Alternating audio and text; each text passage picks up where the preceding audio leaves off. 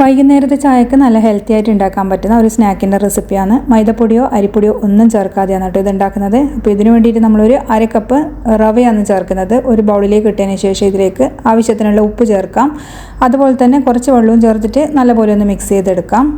റവ കുതിരാൻ ആവശ്യത്തിനുള്ള വെള്ളം ചേർക്കണം. ഏകദേശം ഒരു 10 മിനിറ്റ് നമുക്കിതൊന്ന് കുതിരാൻ വേണ്ടിയിട്ടൊന്ന് മാറ്റി വെക്കാം. അപ്പോൾ ഇതാ 10 മിനിറ്റിന് ശേഷം റവ നോക്കുമ്പോൾ അത്യാവശ്യം നല്ലപോലെ ഒന്ന് കുതിർന്ന് കിട്ടിയിട്ടുണ്ട്. ഇനി നമുക്കൊരു പാൻ അടുപ്പത്ത് വെച്ച് അതിലേക്ക് ഒരു 2 ശർക്കര ഉരുക്കിയത് അരിച്ചൊഴിച്ചു കൊടുക്കാം. പിന്നെ ഇതിലേക്ക് ഒരു 1/4 കപ്പ് തേങ്ങയും ചേർത്തിട്ട് നല്ലപോലെ ഇതൊന്ന് വെളിയിച്ചെടുക്കണം. ഇനി ഇതിലേക്ക് ഒരു നുള്ളു ഉപ്പും അതുപോലെ ഒരിത്തിരി ഏലക്ക പൊടിച്ചതും പിന്നെ കുറച്ച് ചുക്കുപൊടിയും കൂടിയും ചേർക്കുന്നുണ്ട്. അപ്പോൾ ചുക്കുപൊടി കയ്യിലുണ്ടെങ്കിൽ മാത്രം ചേർത്താൽ മതി കേട്ടോ. പക്ഷേ ഏലക്കപ്പൊടി തീർച്ചയായിട്ടും ചേർക്കണം, അതാണ് നല്ലൊരു ഫ്ലേവർ കൊടുക്കുന്നത്. ഒരു 1/2 ടീസ്പൂൺ പശു നെയ്യും ചേർത്തതിന് ശേഷം മീഡിയം സൈസിലുള്ള ഒരു ക്യാരറ്റ് ഇതുപോലെ ഗ്രേറ്റ് ചെയ്തിട്ട് ചേർക്കണം. എന്നിട്ട് നല്ലപോലെ ഇതൊന്ന് വെളിയിച്ചെടുക്കാം. അപ്പോൾ ഇതിൽ ആ ഒരു വെള്ളപ്പറ്റൊക്കെ ഒന്ന് ഡ്രൈ ആയി വരുന്ന സമയത്ത് കുറച്ച് ഭാഗം നമ്മൾ ഇതിലേക്കൊന്ന് മാറ്റി വെക്കുന്നുണ്ട് കേട്ടോ. ലാസ്റ്റ് ഇതിലേക്ക് കുറച്ച് ചേർക്കാൻ വേണ്ടിയിട്ടാണ്. ഇനി നമ്മൾ നേരത്തെ മിക്സ് ചെയ്ത് വെച്ച റവേൻ്റെ ആ ഒരു മിക്സും കൂടി ഇതിലേക്ക് ചേർത്തിട്ട് നല്ലപോലെ ഒന്ന് യോജിപ്പിക്കാം. ഇനി മീഡിയം ഫ്ലെയിമിലിട്ടിട്ട് മാവ് അത്യാവശ്യം നല്ല തിക്കാക്കി എടുക്കണം. നമ്മൾ സാധാരണ ചപ്പാത്തി മാവൊക്കെ ആക്കി എടുക്കുന്നില്ലേ, അതുപോലെ അൽവയൊക്കെ ആക്കി എടുക്കുന്നില്ലേ, അതുപോലെ തന്നെ വേണം കേട്ടോ ചെയ്തെടുക്കാൻ. ഇത് പാനിൽ സ്റ്റിക്കായിട്ട് പോകുന്നു തോന്നുന്നുണ്ടെങ്കിൽ നെയ്യും കൂടിയും ചേർത്ത് കൊടുക്കാം. ഇനി ഫ്ലെയിം ഓഫ് ചെയ്തിട്ട് ഇത് തണുക്കാൻ വേണ്ടി ഒന്ന് മാറ്റി വെക്കണം. അപ്പോൾ ഇതുപോലെ ഉണ്ടായിരിക്കണം കേട്ടോ മാവ്.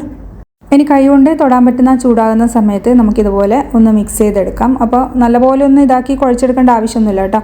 ഒന്ന് ജസ്റ്റ് ഒന്ന് മിക്സ് ചെയ്തെടുത്താൽ മതി. ഇനി വാട്ടിയ ഇലയിലേക്ക് നമുക്ക് ഓരോ ബോൾ മാവ് എടുത്തിട്ട് ഇതുപോലെ ഒന്ന് ചെയ്ത് കൊടുക്കാം. അപ്പോൾ നല്ലപോലെ പരത്തേണ്ട ആവശ്യമൊന്നുമില്ല. ഈ ഒരു ഷേപ്പിലാണ് നമ്മൾ സ്നാക്ക് തയ്യാറാക്കുന്നത്. അപ്പോൾ നമ്മൾ നേരത്തെ കുറച്ച് മിക്സ് മാറ്റി വെച്ചിട്ട് അത് ഇതിൻ്റെ മേലേക്ക് ചേർത്തിട്ട് വാഴയില ഇതുപോലെ ഒന്ന് മടക്കിയെടുക്കാം.